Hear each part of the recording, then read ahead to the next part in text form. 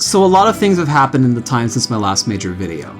First off, I hit 5k subscribers. Y'all seem to really like the cinematic gameplay video, and while there was a few errors in that script that I had to address in the pinned comment, I'm still pretty happy with how it turned out. Again, thank you for getting me to this point, and if you end up liking this video, I would check out the 5k milestone video I made. Secondly, I released an alternative Yu-Gi-Oh format. This was just something I made for fun, and while it hasn't picked up any traction, I'm still satisfied with the rule set I cooked up. You can also check that out later if you want. Thirdly, the Ocarina of Time remake was finally confirmed. Truth be told, I have a few concerns. Ocarina of Time was the bedrock that shaped a lot of my tastes in video games, so if this ends up being unfaithful to the design of the original, I'm going to be pissed. Something you have to remember is that it's been 15 years since Nintendo has released a classic 3D Zelda made from the ground up.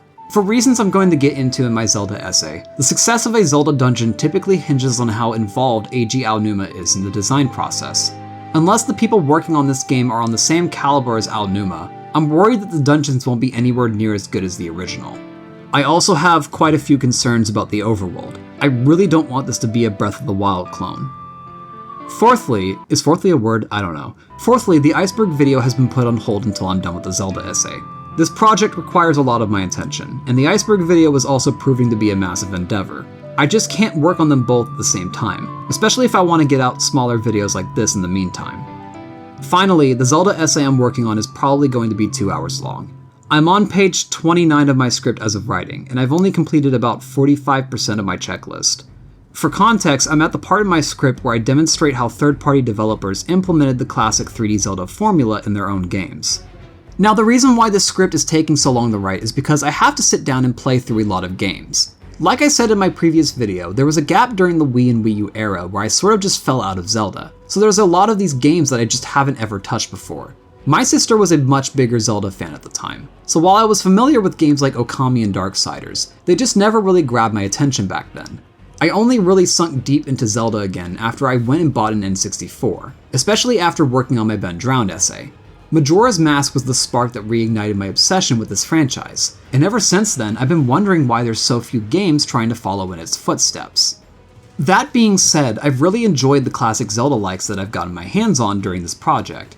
Beyond Good and Evil has a very unique charm to it, and Okami honestly reminds me a lot of classic Dragon Ball in a lot of ways. But among all the games I've played in preparation for this video, there's two titles that, while vastly different, couldn't be any more alike. For my transgression, I earned a new kind of reward. Agony. There was only one possible outcome. My eternal damnation.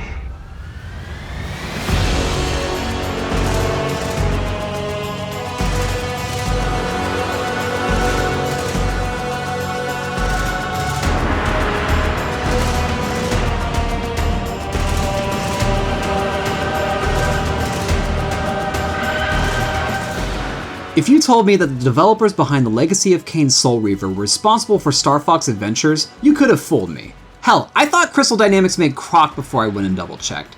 The only reason I know that Rare was behind this is because Crystal Dynamics isn't dumb enough to include an obnoxious bumper car minigame. Yes, I'm still on about that. Why is every 2000s game like this? What's funny is that I went into Star Fox Adventures expecting to hate it, but not only did I like it, I think I've come to appreciate it more after playing Soul Reaver. The dinosaur setting definitely took some getting used to, but once I got over the goofy voice acting, I found myself right at home in this game.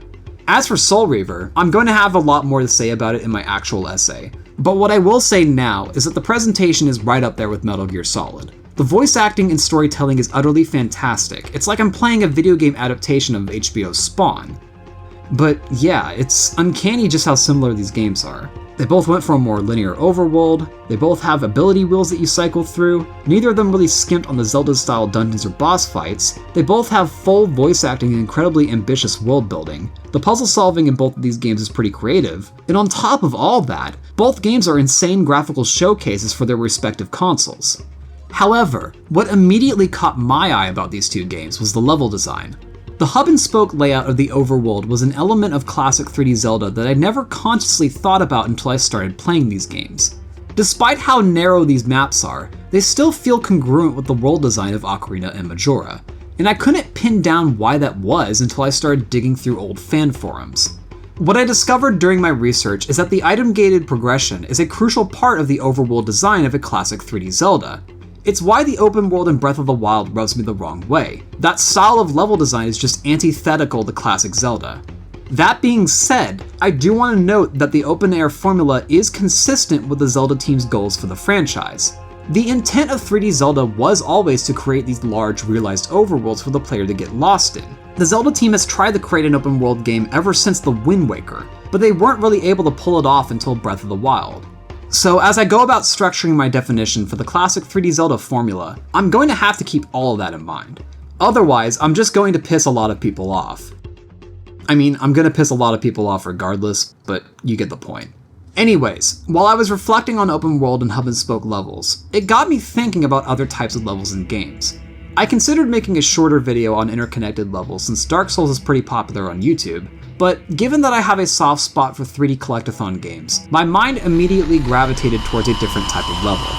Man, I really wish 4 would write shorter intros in his videos. Brother, that was the preface. If you're old enough to remember, hub worlds used to be everywhere in the 2000s. They basically functioned like a level select screen, completely disconnected from the normal levels of the game. They provided the player a space to get accustomed to the game's controls, and they often had secrets to find and collect. But more importantly, they were crucial for onboarding people into 3D games. They made these games feel welcoming during a time when 3D gaming was new and bizarre. And for reasons we'll get into shortly, they were widely responsible for popularizing the hub and spoke level design of later action games. Hub worlds always felt so mysterious to me while I was growing up, and while they still appear fairly often in games today, they tend to carry a sort of stigma. And personally, I don't understand why that is. I don't know if it has to do with misconceptions about hub worlds, or if the majority of gamers today just have awful taste, but either way, they're objectively wrong. So, in this admittedly thrown together retrospective, I want to explore why I love these levels so much. We'll explore the design and evolution of hub worlds, discuss their impact on gaming, figure out why they mostly fell out of favor, and try to give a spirited defense of them anyways, because fuck you! There was never anything wrong with them to begin with. Oh, but hub worlds are outdated. They were a product of the time and advanced into the game. Fucking Bloodborne has a hub world in it! It came out in 2015, and nobody had an issue with it! At least it's better than shoving an open world in every fucking game. What does it even mean for a game to be modern anymore? Not every game needs to be a slot machine, a 1,000-hour-long RPG, or an over-the-shoulder action game. We can have more games that fall comfortably in the middle. The indie game scene is basically proof of that. But no, God forbid we have more options. And then you try to explain this to people and they look at you like you're fucking crazy. Oh, but we can't have more collectathon games. DK64 ruined it. Oh, but we can't have more classic 3D Zelda games. Skyward Sword ruined it. And then a game like Starfield comes out and they just shrug it off like it's no big deal. I just want to talk to him. I just want to talk to him. I just want to talk to him. I just want to shoot him. I just want to... The best place to start this discussion is to define what a hub world is. I'm sure that sounds redundant, but while doing prep work for this video, I realized that people often conflate hub areas like Firelink Shrine and Majula with actual hub worlds like the Nexus and the Hunter's Dream. Both of these areas are hubs, but they're not exactly the same thing. Hell, Dark Souls 1 doesn't even have a hub and spoke world, but it still has a hub area. What's up with that? Well, the reason why people sometimes conflate hub worlds with hub areas is because hub worlds often belong to a hub and spoke system. Most games with hub worlds follow the same design principles as a normal hub and spoke game, with the only difference being that a hub and spoke game is fully interconnected. It's basically the difference between Hyrule Field and Peach's Castle. They're both the main area that the player uses to navigate to other levels of the game, and they're each capable of housing secrets. In a hub and spoke level, the hub has routes that the player takes to reach areas of interest. There's intended entrances to those areas of interest that you have to enter or leave, and you can travel between locations without needing to warp to them. But most importantly, the hub in a hub and spoke world usually isn't a safe space. If anything, it tends to be a liminal space full of enemies and obstacles. This is in stark contrast to a hub world, which is essentially just a sandbox that often doubles as a level select. It's strictly a safe zone where the player can learn the controls of the game, and the look and feel of the level reinforces this. Both hub worlds and hub areas each have their pros and cons, but they're each designed around player freedom and reusing assets. If any of you were thinking about theme park layouts while I was describing any of that, then congratulations, we both have brainworms. All joking aside, theme parks are actually a pretty useful reference point for this type of level design. In fact, Disneyland is an early pioneer of this kind of system. The main reason theme parks use a hub-and-spoke design is because it allows visitors to get fully immersed in the park-going experience without completely getting lost. Theme parks achieve this by including key landmarks in each area of the park, which Walt Disney affectionately called weenies. That isn't a joke, I'm being serious. The idea is that because each spoke connects to the central hub, all you ever have to do to leave the park is simply travel towards Sleeping Beauty's castle and then leave through the hub entrance. But in a video game, players often go in with the expectation of getting lost, so developers have a lot more liberty with how many spokes they can put in their game. That's more or less how the overworld in Ocarina of Time is designed, for example. Your main hub is Hyrule Field, and like the branches of a tree, it connects to a series of spokes which each have their own dependent spokes. It's because of this why areas like Kakariko Village and Kokiri Forest each point to other important areas in the game despite being spokes of Hyrule Field. Now, the reason why an interconnected world like Dark Souls 1 isn't considered a hub-and-spoke world is because the level is able to loop back in on itself. The design of Lordran in Dark Souls 1 is much more like a web. There often isn't a single way to get from point A to point B on foot. You could start at Firelink Shrine, make your way through Undead Burg, go to Undead Parish, reach the cathedral leading up to the gargoyles, unlock the elevator, and make your way back to Firelink Shrine. That shit's impossible to do in Ocarina of Time. Or at least it is at first. You technically have warp points in Goron City and Zora's Domain that'll warp you to Kokiri Forest, but you have to unlock certain upgrades like the Goron Bracelet and the Silver Scale to even use them. The only other interconnected routes are the river in Gerudo Valley, which if you jump into will spit you out into Hyrule Field, and the warp point from Zora's Domain to Lake Hylia, which is actually an intended route during the Child Link portion of the game. You literally have to go there to find the message in the bottle. The reason why the map in Dark Souls 1 is considered interconnected, and Ocarina of Time's isn't, is because the shortcuts in Ocarina are rewards for progressing through the game's story. In Dark Souls, you have a lot more freedom as to how you progress through the world, and most of it is open to you from the word go, with the only roadblocks being boss fights. And guess what? You can fight the bosses in almost any order.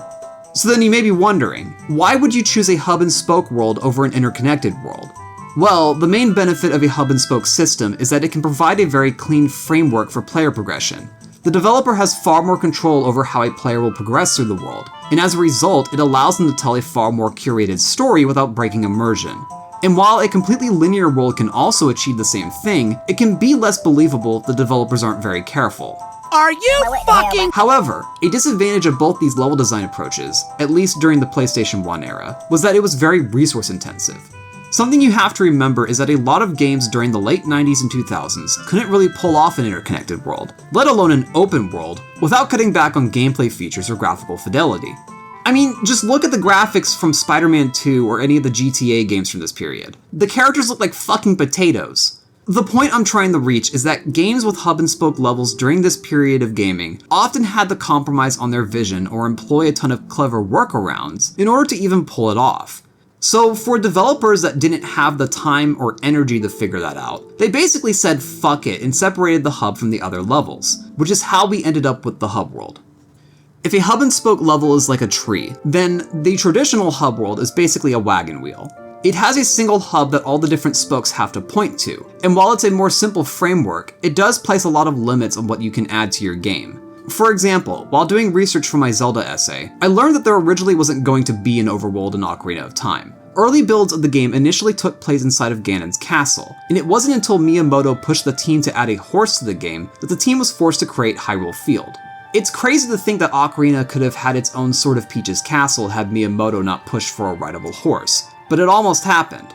Though nowadays, hub worlds aren't restrained by the portal room concept. This is due to the fact that most mission select and fast travel mechanics are often tied to the pause menu in games today, so you can have hub worlds that are basically just their own separate level. I figure that's where a lot of the misconceptions surrounding hub worlds stem from nowadays, but I'm getting ahead of myself. As for how hub worlds came to be, Peach's Castle is often cited as the earliest example. Well, technically Ganon's castle predates it, but considering that version never made it into Ocarina of Time, I'm going to overlook it. The idea behind Peach's Castle was to encourage non-linear gameplay since the entire point was to acclimate gamers to the 3D space. Miyamoto has said before that he didn't focus on making the game challenging when he was designing Mario 64. His focus was squarely on making the experience itself fun. And that sort of design ethos could be felt throughout Peach's Castle. It's the closest thing in gaming nowadays to a Chuck E. Cheese playpen. It's whimsical, it's nonsensical, it's full of a ton of secrets to find, and the player never knows what's behind each door until they open it. It fully embraces this feeling of childlike wonder, and it's a guiding principle that's inherent to this kind of level design. So now that we understand the purpose of a hub world from a game design perspective, we can finally dig into all the different features of one. There's optional elements that can be added to a hub world depending on the goals of your game, but a successful hub world will almost always have these certain properties.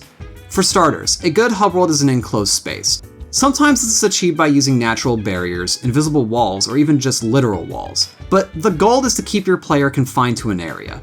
This enclosed space can have multiple locations within it, but overall it's a sandbox where the player can get to grips with the controls of the game.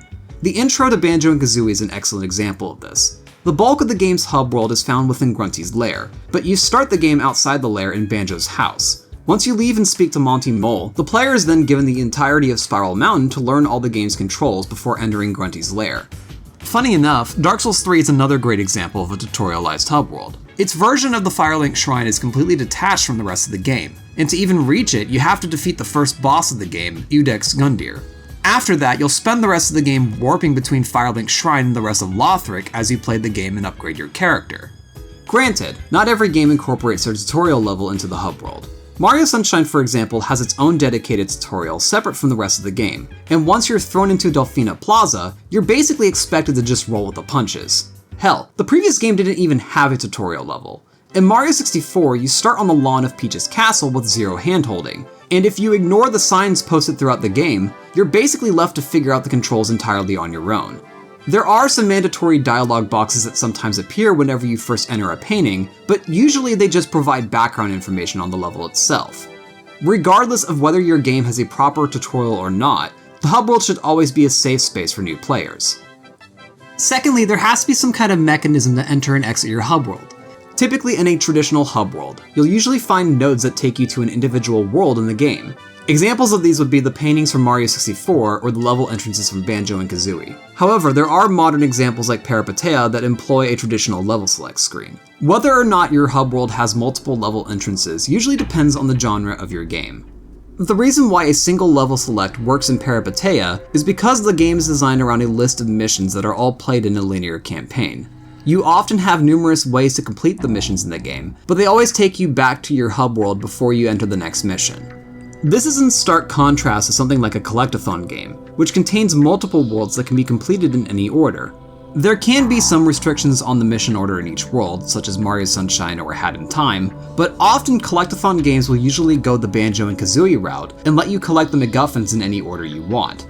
The only game I know of that sort of rides the line between these two formulas is Mario 64, which admittedly falls more into the Mario Sunshine camp since collecting a star ejects you out of the level. But the game still offers a lot of freedom within that framework, which is something I can't say about Mario Sunshine.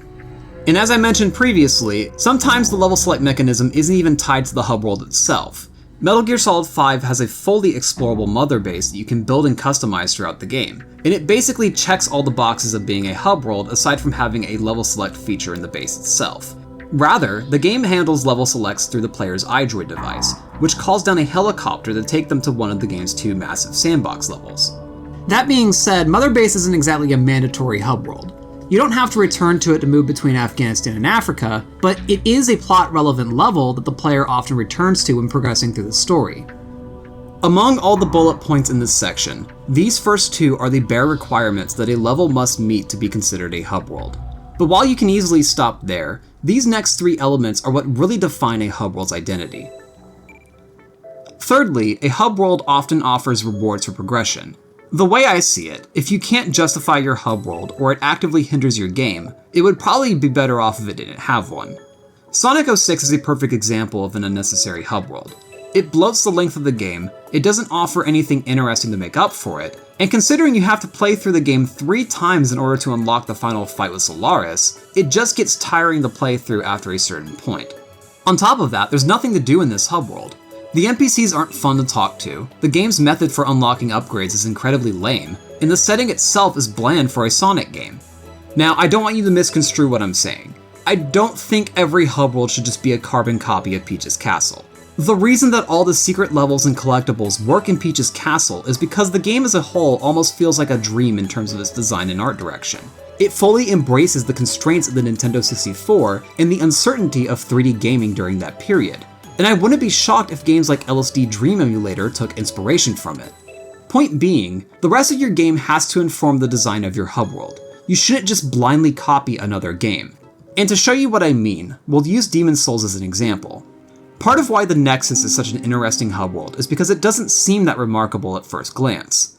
It has a very understated design, the gated progression is rather basic, and there's not much for the player to do beyond upgrading their gear and trading with merchants. But what sets the Nexus apart from other hub worlds are the NPCs. Throughout your journey in Boletaria, you can meet characters in the middle of their own quests, and these characters will show up in the Nexus and offer you their services. It's a feature that most Souls players are familiar with because it was carried over into later games, with Solaire being the most notable example of these NPCs. Aside from friendly characters though, you can also sometimes find NPCs that are actively malicious to the player. Most Dark Souls players already know about Lautrec, but Demon's Souls has an even bigger bastard named Yurt the Silent Chief. If you happen to come across him in your game and you let him into the Nexus, the fucker will systematically start killing all the NPCs currently sheltered there. Moreover, if you kill him yourself while also carrying a pure black player tendency, a completely different NPC named Mephistopheles will appear in the Nexus and offer you rewards for killing the NPCs yourself. There's plenty of ways for a hub world to keep a player engaged. You don't have to include a ton of secret levels in your hub world to offer rewards for progression. You just have to get creative. Fourthly, a good hub world has gated progression. Even if your hub world isn't a portal room like most traditional hub worlds, there will typically be features of your hub that you unlock as you play through the rest of the game. That being said, this element is technically optional. Hypothetically, you could have a collectathon game or something where all the levels in your hub world are accessible from the start and you can play them in any order, but there's not really a good example I can use to demonstrate this. Oh wait, Yumeniki is certainly a game. You play as a hikikomori named Maritsuki, and you spend most of the game exploring dream worlds outside of her apartment. I've spoken a bit about Yumeniki in past videos, but much like Pathologic or Shadow of the Colossus, it's best experienced with as little knowledge as possible. It's a very esoteric game, and while it's free to play on Steam, your mileage with it may vary. Anyways, the reason why I'm bringing up Yumeniki is because its hub, which funnily enough is also called the Nexus, pretty much fits this description. It, along with Marotsuki's apartment, makes up the entirety of the game's hub world, and it's basically the only hub world I can think of where there's zero gated progression whatsoever. You can explore any of the dream worlds in whatever order you want, and a few of them even loop back in on the Nexus in a similar way to DS1's Firelink Shrine. It's very bizarre. However, this sort of design is incredibly rare. More often than not, hub worlds will lock the player out of certain rooms, content, or features until they've progressed through the game. Usually this is done by putting locked doors throughout the hub world, but sometimes the hub world itself may physically change as you complete more of the game. Finally, a hub world usually has a lot of character. Whether it's understated or right in your face, a player should be able to look at a hub world and immediately understand the tone and themes of your game. Obviously, I've spoken at length about Peach's Castle, which isn't surprising considering Mario 64 is one of my favorite games of all time. In my mind, it's hard to really top this level. I know the game being personalized is kind of a meme nowadays, but there's nothing quite really like Peach's Castle. Mother Base from the Phantom Pain is also an incredible example. Aside from the fact that your base is entirely customizable, there's also all the different story beats that happen at your base which help to endear the player to not just their army, but also the map in general. And on top of that, there's also a lot of online content that takes place inside your hub world. By the time you're finished with the game, you'll be pretty familiar with every inch of your base. The Cantina from LEGO Star Wars The Complete Saga is a pretty good example as well. It perfectly captures the look and feel of the actual Cantina from Episode 4. It has a pretty chill atmosphere, and it still has that level of whimsy that you would expect from a LEGO game. The Garreg Mach Monastery from Three Houses is another good example. It has a well-realized campus grounds with all sorts of different facilities, and being able to interact with the students and staff helps to strengthen the player's bonds to these characters. It's a lot like Persona in that regard, and it even has the same time management mechanics. But if I had to pick a single level that screams character, it would have to be the 3-part hub world of Sonic Adventure 1. Obviously this is kind of cheating since Sonic Adventure was originally designed to be an RPG, but it meets all the different criteria and it's easily the most ambitious example in this video. Compared to the hub world in Sonic 06, the 3 hub world areas in Sonic Adventure all serve important roles in the game's story. The game requires that you engage the hub world in order to progress, and many of the game's cutscenes also occur in the hub world. Granted, it can still feel like padding, but that mostly has to do with the 6 playable characters. It's not necessarily an issue with the hub world itself. Overall, it's an incredible source to pull inspiration from. My only advice would be to fill your hub world with a ton of secrets and side content if you're going to make it this massive. Speaking of inspiration, I'd be remiss to ignore the impact that hub worlds had on the evolution of gaming. They were a stepping stone for many different level design concepts, and most players would agree that gaming has only gotten better due to their existence. So now that we're done going over our different bullet points, I want to take a few minutes to appreciate the legacy of hub worlds before we dig into the animosity surrounding them. I already spent a ton of this video yapping about hub areas like Firelink Shrine, but another type of hub that doesn't get enough credit are roaming hubs. These are functionally the same thing as a hub area, except you take your hub with you wherever you go. In Demon Tides, for example, the player's main base of operations is a tugboat that houses 2 separate shops, but unlike hub worlds, the boat persists in an open world sandbox. By comparison, Baldur's Gate 3 has a camp feature that almost resembles the roaming camp from Red Dead Redemption 2. However, it's actually a hub world since the level is disconnected from the rest of the game. Think of it this way. A roaming hub is basically a Firelink Shrine on wheels. It's a place where you can have some reprieve, but it persists in the world itself.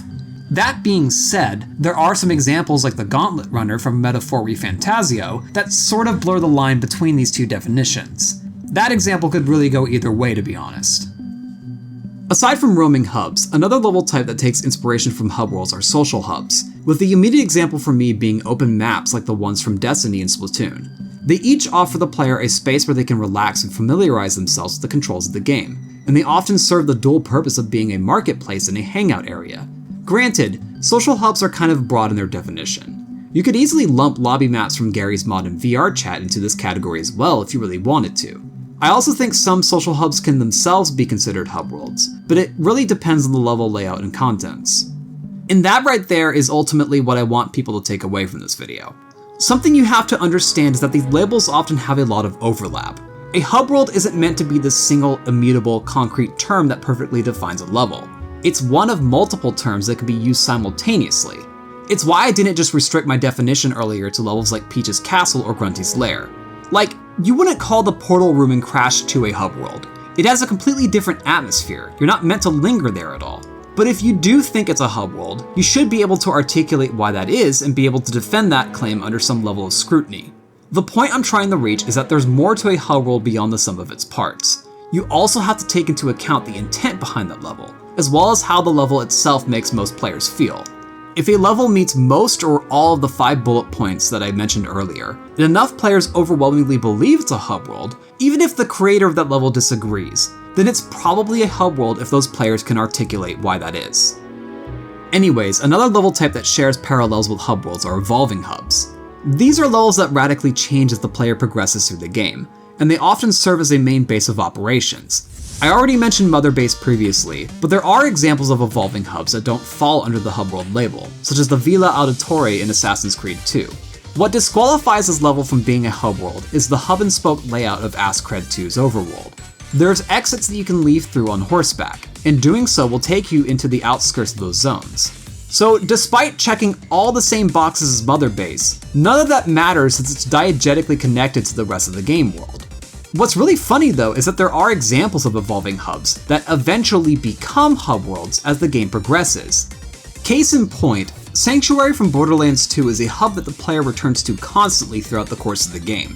Most of the important NPCs can be found there, there's quite a few side quests to do, it's the only place where you can increase your max ammo count, and the slot machines are incredible time wasters. But halfway through the game due to... Okay, wait, hold up. Do I need to be worried at all about spoilers? This game's almost 2 decades old. Surely it's not that big of a deal. Fine, I guess I'll be nice for once.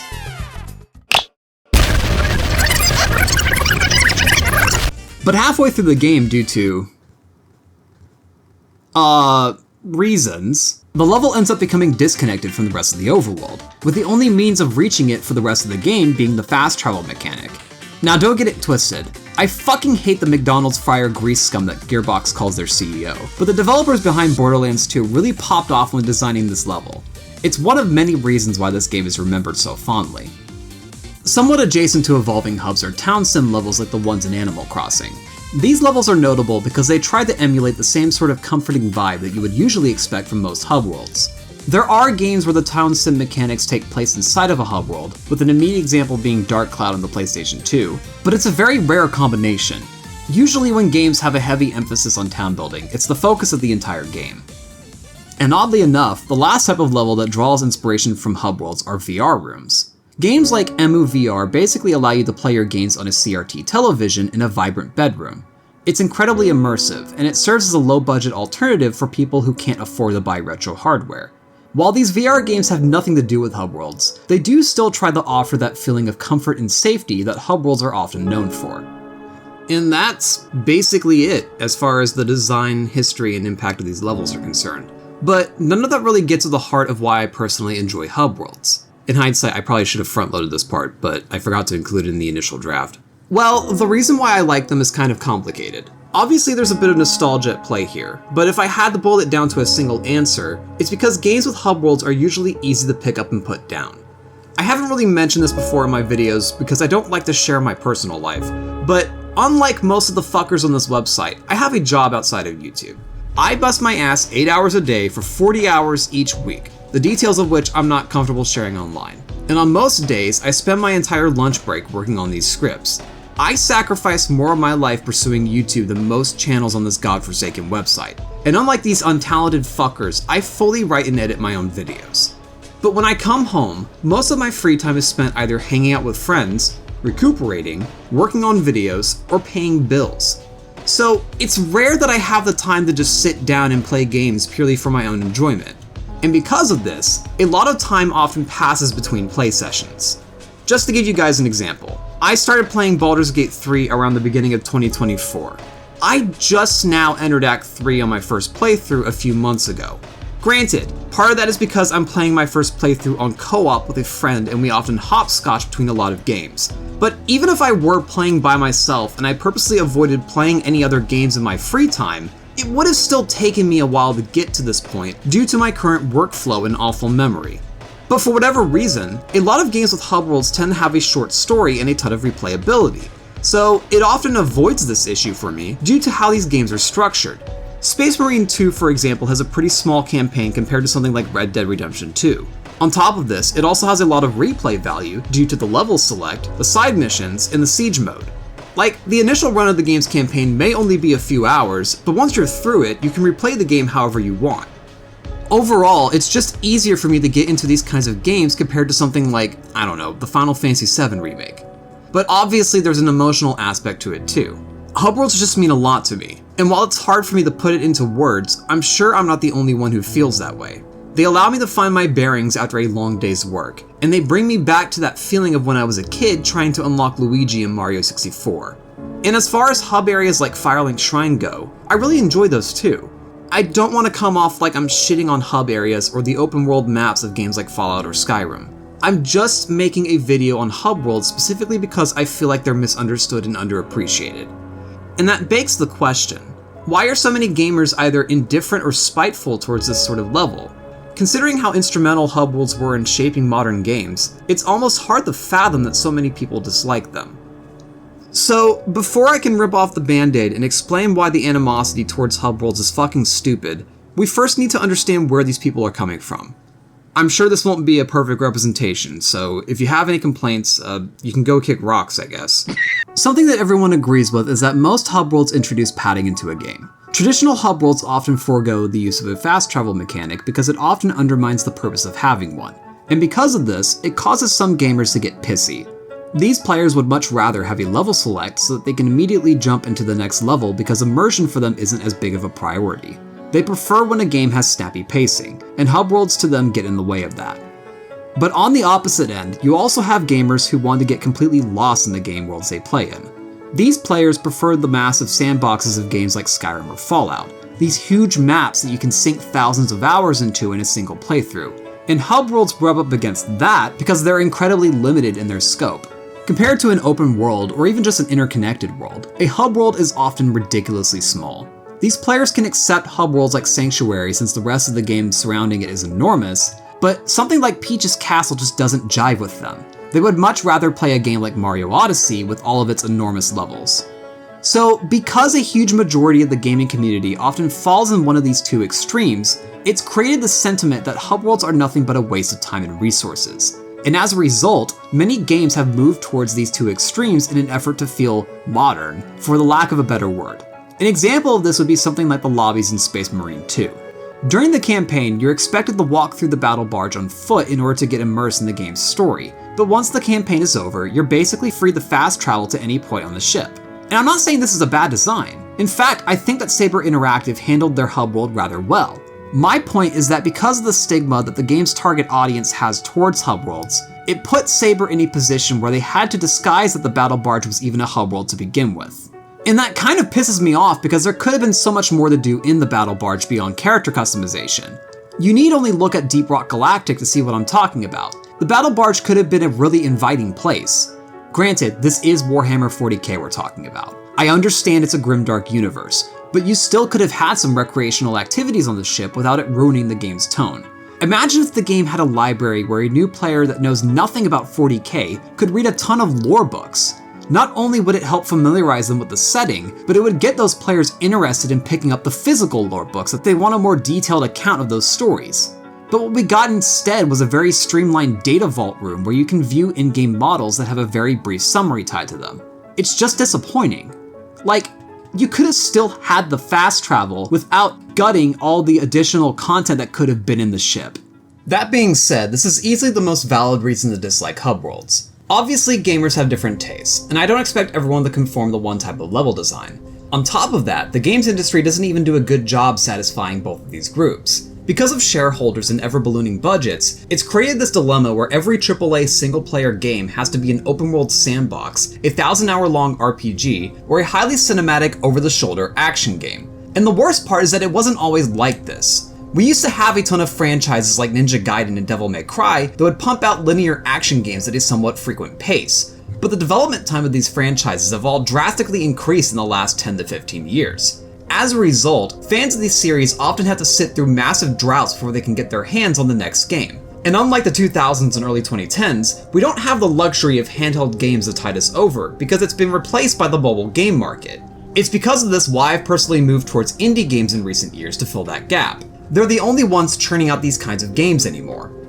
Point being, it's not just hub worlds that are being shafted by AAA games. Linear action games also get the short end of the stick nowadays, and I don't think it's fair for me to point my frustration towards these players. We're both in the same boat as far as I'm concerned, and we should be doing more to uplift each other. Another reason why hub worlds get undeserved hate is because they're often seen as childish. This is due to the fact that when people think of hub worlds, they're usually thinking of portal rooms like the ones in Mario 64 or Banjo-Kazooie. They aren't typically considering games like Borderlands 2 or Dark Souls 3 when talking about these levels. Because of that, it isn't uncommon that gamers will associate these levels with games made for children. It's kind of like how some gamers will purposely avoid playing the tutorial because they think tutorials are for noobs. Some people are just incredibly immature. And while we're here, can we just stop for a second and point out how silly this is? I get there's certain games where having a traditional tutorial level or an easy mode would be out of place, but most other games have them for a reason. As much as we love to praise games for being art, they're still a product at the end of the day. The end goal of playing any game should be to get your money's worth out of it, and typically this worth is expressed through the game's artistic value. If a developer finds it prudent to add these kinds of features, then as a critic, you need to approach it in good faith and suss out why that developer made that decision to begin with. The same logic applies whenever a developer adds a certain kind of level. Hub worlds from a game design perspective are a tool that a developer uses to ease players into an experience. If it's in a game, especially a modern game, then they probably added it for a reason. It's fine to argue whether or not you think a game needs a hub world. Sonic 06 probably didn't need one, to be honest. It does nothing meaningful with it. But there's nothing inherently childish or degrading about them. Like, if that's why you hate hub worlds, then I think you're being kind of unreasonable. Aside from these two reasons, you also sometimes hear people call hub worlds immersion breaking. Personally, I can't get behind this argument. Like, I wouldn't call the hub world an Elden Ring immersion breaking. It has plenty of lore that helps solidify its place in the setting, and the way you canonically reach the round table hold makes more than enough sense. The same goes for hub worlds like Sanctuary and Mother Base. The story does a good job facilitating their existence. Bad writing isn't inherent to hub worlds. Any kind of level could be poorly implemented if you have no idea what you're doing. Dark Souls 2 is proof of that, and I say that as someone who loves that game. It's one thing to hold developers and the design of a game to a higher standard. However, it's another thing entirely to completely generalize certain levels. Like, come on, what the fuck are we doing? But more than anything, a lot of gamers seem to believe that the development time put into a hub world could be better spent filling the actual game with additional content. They often see hub worlds as a sunk cost that eats up the game's resources during development, and whenever a game with a hub world ends up being mediocre or a disappointing mess, they're very quick to point towards the hub world as a major culprit whenever there isn't some other scapegoat to blame. And it's this point here that really gets to me. The last straw, like, look, I know I could come across being very petty. Yeah. But at a certain point in time, someone has their breaking point. You know what I'm saying? I can understand being upset with the game and the people involved with the project. I can understand people suggesting in hindsight how a game could have been better. I can even understand being upset with the corporate shareholders that have slowly stripped the hobby of everything that made video games so unique. But to blindly blame the failure of a game because it has a gameplay feature that you personally don't like is just fucking ridiculous. I mean, I could easily point to the open world levels in the modern Pokemon games and be like, "See guys, that's why modern Pokemon sucks. What are you, fucking stupid?" And while I'd be justified in my feelings since there's way too many open world games nowadays, fans of both the 2D games and the 3DS games would tell me I'm wrong for completely different reasons. The classic fans would argue that the death of Pokemon is the result of the Pokemon Bank and annoying battle gimmicks, and the 3DS fans would most likely put the blame on Game Freak cutting corners, which they have been. But either way, both of these fans would agree that my argument is reductive. So can we agree then that blaming hub worlds for the failure of a game is equally stupid? Obviously, portal rooms like Peach's Castle aren't for everyone, I get that. But I don't see people really complaining about Sanctuary or the Nexus. I mean hell, there's literally nothing different between the Nexus and Peach's Castle on a mechanical level. The only difference is the level of complexity. But for whatever reason, the hub world label as a whole gets a bad rap. And the reason people usually espouse is something along the lines of, well, DK64 ruined the collectathon genre, so it can't be done anymore. Like, I'm not the only one who thinks this is fucking dumb, right? It doesn't help either that most gamers can't articulate what a hub world is. I won't point out any names because I already expect this video to get a fair bit of hate, but quite a few videos I watched while preparing for this video made the mistake of slapping the hub world label onto Firelink Shrine, which it's not. I already explained multiple times why it isn't. The misconceptions that surround this topic tend to impede any meaningful discussion that could have been had, and when people like myself try to set the record straight, they get drowned out by all the noise. So if you really want to know why gamers dislike hub worlds, I think it's because the internet made up its mind a long time ago. Hub worlds have been an online punching bag for 20 years now, and like any punching bag, people enjoy being in on the joke. It's no different than making fun of Sonic games, and the only reason people have given that joke a rest is because it's become popular to make fun of Mario Kart in the Switch too. But when you combine that with everything else we already discussed, it becomes almost impossible for this joke to die naturally. And what annoys me the most is that I have no idea how to fix this. I don't think it can be fixed. It's deeply embedded in gaming culture and enabled by the industry itself, and that deeply pisses me off. Thankfully though, fans of hub worlds can still find some solace in the indie game scene. I already mentioned A Hat in Time earlier in this video, along with Peripetea and Yumeniki, but there's plenty of other examples out there if you're willing to look for them. So, for the rest of this video, I want to share 3 games I've been playing that each have really cool hub worlds. These are games I want to do full videos on after I finish my Zelda Essay, so if you're interested in hearing more about them from me, I would consider subscribing. The first game in this list is Morta. It's a first-person shooter Souls-like built in the GZ Doom engine, and it has an insane hub world known as the Metro Nexus. It's an alien mishmash of both a subway station and a bizarre marketplace, and it takes direct inspiration from the Nexus and Demon's Souls. It reminds me almost of Samurai Jack in terms of the art direction, and the level select room looks like something ripped straight out of Skyrim. It's really hard to put into words, it's just very fantastical. The next game on my list is Cinderia. It's a top-down action roguelite designed around fast-paced combat and careful spacing, and it has a pretty adorable art style. This game has a rather small hub world, but by using resources that you collect during your runs, you can expand the size of it and unlock ways to upgrade your character skills, switch to other characters, obtain pre-run buffs, and so on. Admittedly, I don't have a lot of experience with roguelike games, but from what I've played of this so far, it's pretty fun. Plus, one of the playable characters looks like Dogmatica Ecclesia, so as a Yu-Gi-Oh player, it has my full endorsement. Finally, I can't wrap up this video without at least mentioning Lunacid. This game is a first-person dungeon crawler that draws heavy inspiration from the Kingsfield games, and I'm eventually going to make an hour-long video about it. I don't want to say too much about this game here, but it's made by the same developer as Spooky's Jump Scare Mansion, and the game is full of as much lore as an actual FromSoft game. The hub world in this game is known as Wing's Rest, and while it's a pretty small level, it has such a cozy vibe to it, and it's one of the few places in this game where you can restock on consumables. It really gets at the heart of what I really enjoy about this type of level. Anyways, I think I've said my piece. I want to make it clear that I understand why hub worlds fell out of favor. I know that only a small minority of players really care about these levels, and I don't expect the industry to pander to me. All I want is for people to use their heads and quit dogging on hub worlds for no reason. But honestly, even that's probably asking for too much. So, I'm done asking. If you hate hub worlds, you're a fucking chud. Thank you for watching, I'll see you all in the next one. Bye-bye.